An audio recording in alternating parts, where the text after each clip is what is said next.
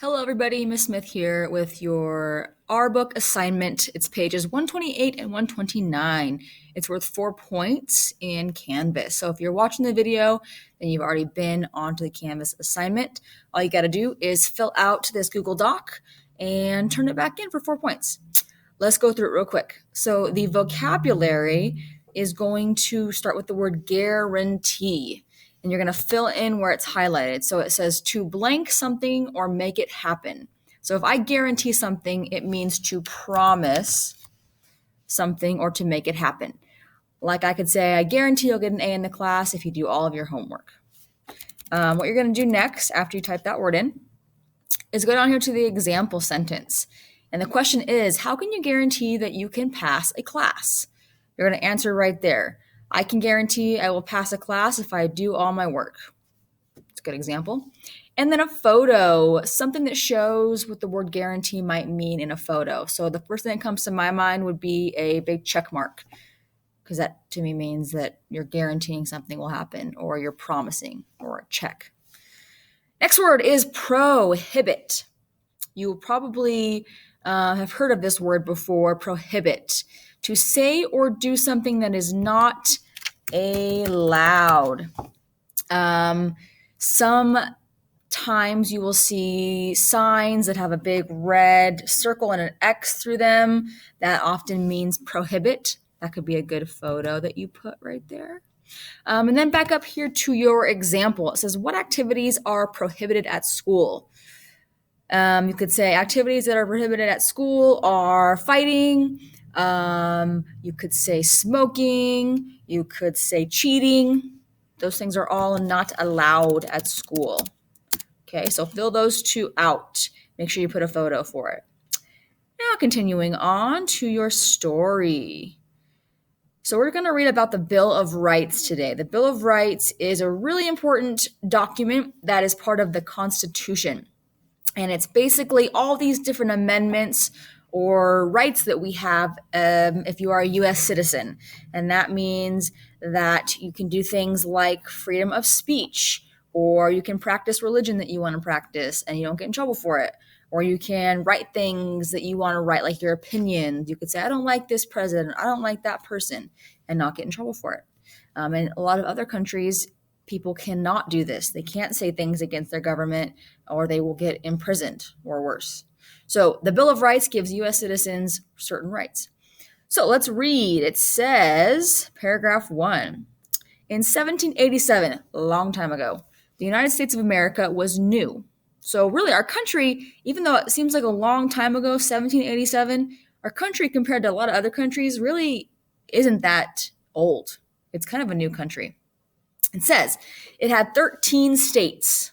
Each state chose people to meet in Philadelphia. They wrote the Constitution to set rules for how the United States governs itself, or how we rule ourselves. Paragraph 2. But the Constitution was missing something. It did not include individual rights. So it gave us some stuff, but didn't actually have rights for people, individual rights for people. So in 1791, founding father James Madison drafted or wrote several amendments. 10 of these became the Bill of Rights. They state the basic freedoms of all Americans. Amendment 1. The First Amendment defines the freedom of religion, speech, and press. This is probably the most famous one. This allows us to practice whatever religion we feel like, say what we feel like, and write what we feel. Amendment 2, the Second Amendment guarantees Americans the right to bear arms or own guns. Amendment 3, Third Amendment prevents the government from forcing citizens to shelter soldiers in their homes. So back in the day when this was written in the 1700s, it was kind of during a war. So soldiers were staying in people's homes, eating their food, taking their stuff.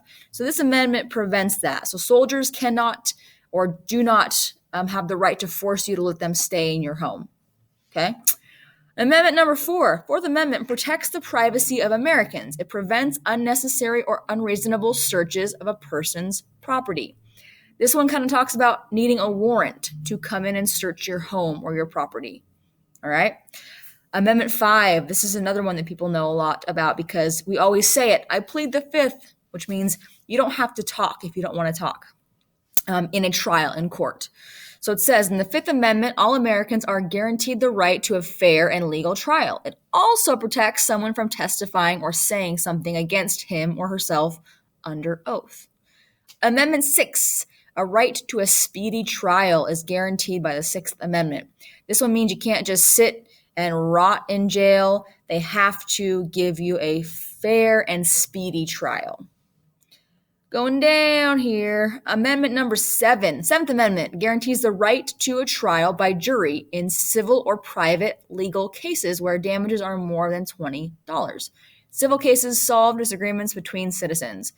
This basically means that you are not just sitting before one judge, there's a jury. People are able to help decide if you are guilty or innocent.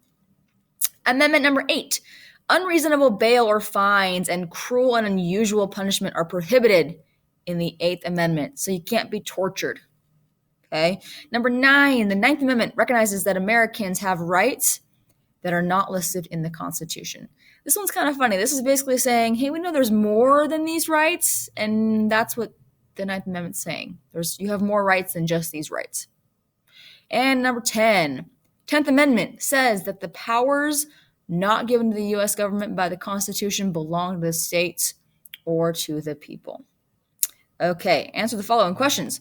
What is the purpose of the Bill of Rights? What do you guys think the purpose is?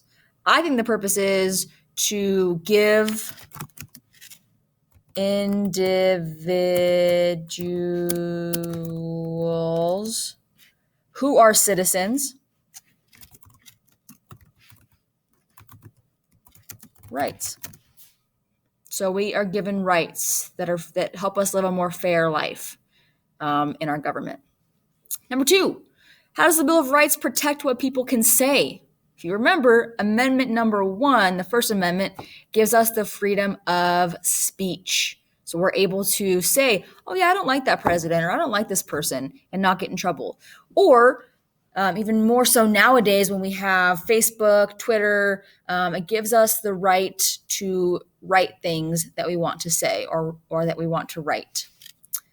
And number 3, how does the Bill of Rights protect people who are on trial?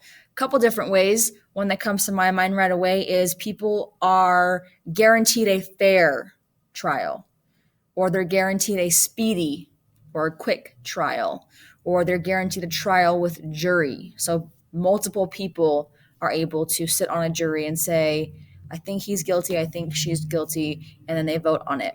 So it's not just one person saying you're guilty, okay? Those are a couple of questions I want you to answer. When you're done with that, you're done. And submit that for 4 points. Thanks.